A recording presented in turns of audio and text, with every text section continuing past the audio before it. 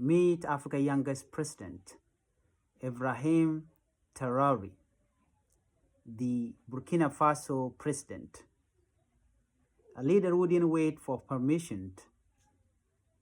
He took action. In just a short time, he has choked Africa in the world.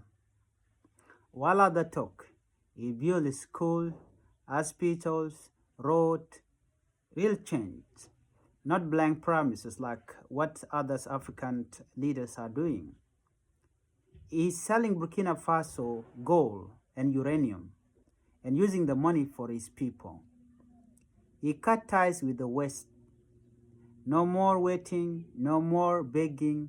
Burkina Faso is rising on its own terms. Now, every African leaders want to be like him. Bold, independent, and proud.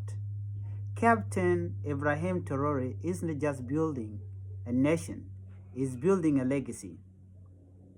A Burkina Faso leader is a leader with action. Share if you believe Africa can rise by its own hand.